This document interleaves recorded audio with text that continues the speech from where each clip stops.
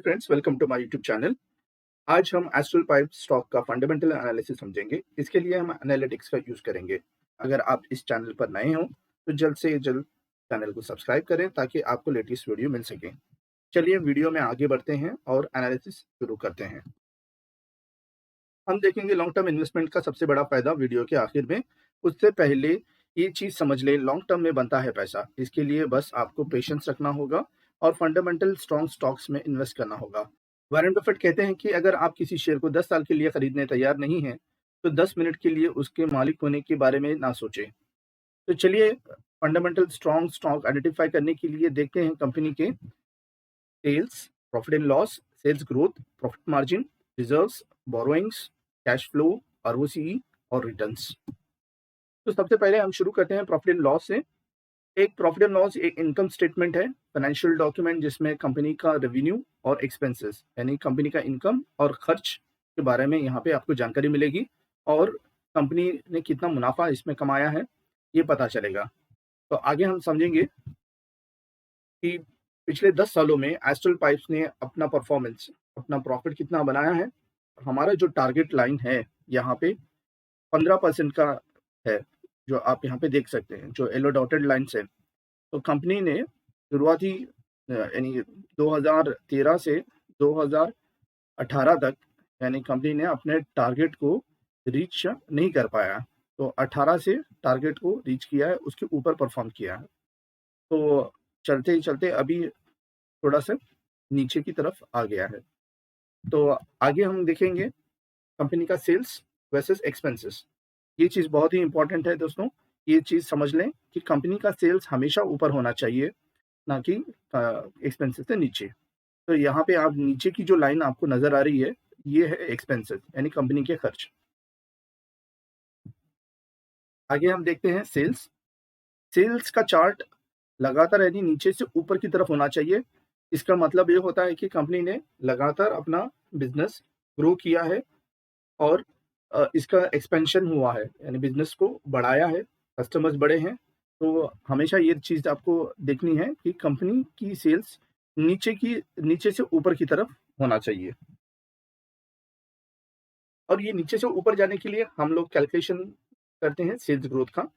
इससे पता चलता है कि हर साल कंपनी ने कितना परसेंटेज यानी अपना बिज़नेस को बढ़ाया है। तो उसको समझने के लिए जो करंट पीरियड की जो सेल है, उसको हम माइनस करते हैं प्रीवियस ईयर की सेल से और डिवाइड करते हैं प्रीवियस सेल से और मल्टीप्लाई करते हैं 100 से।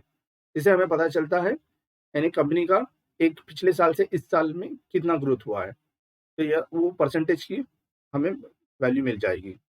आगे हम देखते हैं कि पिछले 10 सालों में यानी पिछले 10 सालों में इन्होंने किसे परफॉर्म किया है। ये है हमारा टारगेट 10% का, यानी हर साल 10% की ग्रोथ होना चाहिए। तो एस्ट्रल पाइप्स यानी आप यहाँ देख सकते हैं हर साल यानी 30 टू 33% तक भी ग्रो किया है। और उसके बाद उसकी यानी ग्रोथ को यानी उसमें आपको देखने को मिल रहा है कि 19 टू 13% भी आया है। सिर्फ 2020 में कोविड की वजह से उसकी सेल यानी कम हुई है, जो 3% की है। फिर उसके बाद उसने वापस दोबारा कम बैक किया है 23 से 38% की, यानी हर साल इसका सेल्स बढ़ रहा है। अगर हम एवरेज देखते हैं पिछले 10 सालों में, यानी पहले तो हमारा टारगेट लाइन है एवरेज का हिसाब से 10%। तो पिछले 10 सालों में कंपनी ने 20% दिया है और 5 सालों में 18% की एवरेज दिखाई दे रहा है और पिछले 3 सालों में भी 20% की और अभी के इसमें 38%। Operating profit margin. Operating profit margin एक फाइनेंशियल रेशियो है। ये बहुत ही इम्पोर्टेंट है, जिससे हम कॉम्पिटिटर के साथ यानी मेजर कर सकते हैं कि कॉम्पिटिटर कितना प्रॉफिट बना रहा है और ये कंपनी कितनी बना रही है। तो उसको हम कैलकुलेट करते हैं, ऑपरेटिंग प्रॉफिट को डिवाइड करते हैं कंपनी का रेवेन्यू के साथ, मल्टीप्लाई करते हैं 100 के साथ। इससे हमें पता चलता है परसेंटेज में कि कंपनी ने कितना प्रॉफिट मार्जिन कमाया है। तो यहाँ पे हम एस्ट्रल पाइप्स का पिछले 10 सालों का देखेंगे। तो हमारी टारगेट लाइन है, जो डॉटेड लाइन्स है, 15% की मिनिमम 15% होना चाहिए। और उसके हिसाब से अगर देखेंगे तो पिछले 5 सालों में कंपनी ने टारगेट को अचीव किया है, टारगेट के ऊपर परफॉर्म किया है, जबकि उससे पहले के 5 साल में नहीं, उसने अंडर परफॉर्म किया यानी टारगेट से नीचे परफॉर्म किया है। तो यहाँ अगर आप देख सकते हैं कि अगर एवरेज ऑपरेटिंग प्रॉफिट मार्जिन अगर हम देखते हैं तो 15% के ऊपर ही परफॉर्म किया है। आगे देखते हैं कंपनी के पास रिजर्व्स कितने हैं और बोरोइंग्स कितना है, यानी ये कंपनी के पास पैसा कितना है और कंपनी यानी कितना डेट ली है। यहाँ पे हमें ये देखना होगा कि अगर डेट है तो क्या कंपनी डेट को बढ़ा रही है या घटा रही है। तो आगे देखते हैं, एस्ट्रल पाइप्स ने पिछले 10 सालों में इसके यानी लगातार यहाँ पे देखने को मिल रहा है कि अपना डेट को कम करते हुए आई है। अभी बस इसका कंपनी के पास यानी 96% कंपनी के पास रिजर्व्स हैं, यानी 4% कंपनी का पास सिर्फ यानी डेट है। और यहाँ पे आप देख सकते हैं कि कितनी वैल्यू की रिजर्व्स कंपनी के पास है। कैश फ्लो,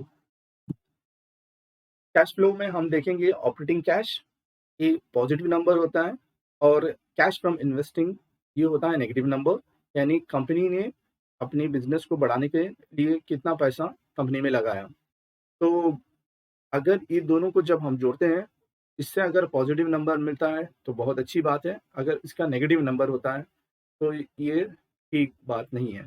तो यहाँ पे हम देख सकते हैं कि शुरुआती में कंपनी का इसमें आपको नेगेटिव नंबर नज़र आ रहा है, लेकिन पिछले 5 सालों में हमें पॉजिटिव नंबर देखने को मिल रहा है। आगे हम रेशियो में बात करते हैं, return on capital employed. Return on capital employed में ये पता चलेगा कि हमारा यानी कंपनी का कैपिटल अमाउंट जो इक्विटी और डेट को मिला के कितना हुआ है, उससे कितना रिटर्न मिल रहा है। 15% की यानी हमारी टारगेट है, जो कंपनी ने 15% से ऊपर परफॉर्म करके दिखाया है। यानी आप देख सकते हैं बहुत यानी अपने टारगेट से ऊपर परफॉर्म किया है यहाँ पे। यानी लॉन्ग टर्म का इन्वेस्टमेंट का सबसे बड़ा फ़ायदा कितना मिलने वाला है, तो इस कंपनी ने तकरीबन यानी 36,000% की रिटर्न्स लॉन्ग टर्म। आज की वीडियो के लिए इतना ही काफ़ी है।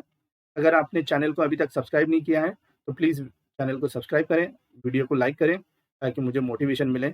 अगर आपके कोई फ़ेवरेट स्टॉक्स हैं, तो प्लीज़ कमेंट में बताएँ, तो मैं आगे आपको वो वीडियो लेकर आऊँगा।